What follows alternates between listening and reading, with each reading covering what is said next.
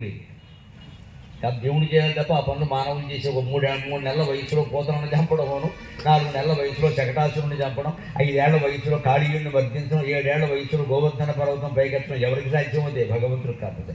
నేను దేవుణ్ణి నీ తలకాయ నువ్వు నమ్మితే నమ్మి లేకపోతే నాకు అనవసరం.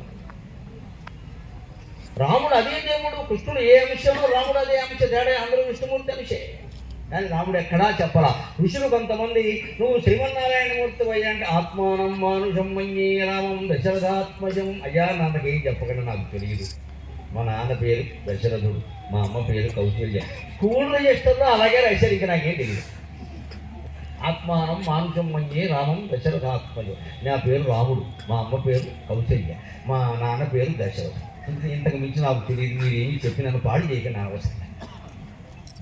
ఎక్కడ అవతారం విషయం బయటపడేలా రామచంద్రమూర్తి ప్రవర్తించరా. ఎందుకో తెలుసా? రాముడు విగ్రహవాన్ ధర్మక. మానవుడుగానే ధర్మాన్ని నిలబెట్టవచ్చు, ధర్మం కోసం పోరాడవచ్చు అనే సత్యాన్ని రామచంద్రమూర్తి నిరూపణ చేశాడన్నమాట. అందుకే ఆయన ఎక్కడ నేను దైవ మహిమను ప్రకటిద్దామని ప్రయత్నం చేయలేదు. రాముడుగానే అందుకని చెబుతున్నాడు ఇక్కడ, నిన్ను భక్తిని భజించినన్ గురువులను నిత్యంబు చేయించినన్ ధనవంతుండయి గర్వదూరుడవుచున్ ధర్మంబు గావించినన్ జనతామోదక పద్ధతిన్ మెలగినన్ జారుండు కాకుండినన్ మనుజుండారయ దేవుడిమ్మకిని రమా భక్తమందారమా. మనిషి దేవుడవ్వాలి, ఇక్కడున్న 1000 మంది మొత్తం దేవతా స్వరూపులు కావాలి అంటే ఈ లక్షణాలు పాటించాలి. నేను భక్తిని భజించిన మనస్సులో ఎప్పుడూ భగవత్ స్మరణ మానకూడదు. భక్తుడు అంటే 3 లక్షణాలు ఉండాలి. పెద్ద నామాలు పెట్టడం, పెద్ద పంచెలు కట్టడం, 3 పూట్ల గుళ్ళోకి వెళ్ళడం, ప్రసాదాన్ని పక్కింటి వాడికి పెట్టడం, ఇది భక్తి కాదు. ఇదంతా ప్రదర్శన. మనం తిరుపతి వెళ్ళి మన లడ్డు మనం తెచ్చుకోకుండా 16 లడ్డూలు తెచ్చి అపార్ట్మెంట్లో అందరికీ పంచడం, మేము హైదరాబాద్లో పడుతూ ఉంటాం. ఇవన్నీ ఈ 16లో కనీసం 15 బ్లాక్లో కొనడు. అది చెప్పడం అక్కడ పాపం వచ్చి అది పట్టుకొచ్చి మనకి పంచుతారు.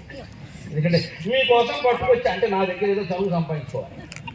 హలో, అక్కడ బ్లాక్లో తేవడం తప్పు కదా. భగవంతుడి ప్రసాదం బ్లాక్లో ఎలా కొంటామని మానవి నాకు దొరకలేదు స్వామి అని దండం పెట్టి ఆకాశం నుంచి లడ్డు నీ కోసం ఇస్తాడమ్మా వెంకటేశ్వర. తప్పుడు పని చేయకూడదు. తప్పుడు పని బ్లాక్లో ఎలా కొంటామండి? మన మనస్సులు ఇలా కుడిపోబట్టి అక్కడ జరగడం అనేది జరుగుతుంది. ఏదో ఒక లడ్డు సరిపోదు, 6 లడ్డూలు రావాలి, రైల్లో పెట్టాలి, ఇన్ని లడ్డూలు కనిపించేలా పెట్టాలి. ఆ మాట అప్పుడు అడగాలి అందరూ. మేము ఇచ్చాం, మాకు ఆయన బాగా తెలియదు. ఎవరు వెంకటేశ్వరం తెలియదు, ఎవరు నాయకుడు తెలియదు, వెంకటేశ్వరం తెలియదు. అక్కడి నుంచి పక్క వాళ్ళు దర్శనం లెటర్లు కూడా అమ్మేస్తున్నారు. ఇక్కడ దర్శనానికి లెటరా, దాన్ని అమ్మేయడం, అది ఏమిటి ఆధ్యాత్మిక వ్యవస్థ? దాని మీద కమిషన్లా ఇదంతా ఎందువల్ల వచ్చింది?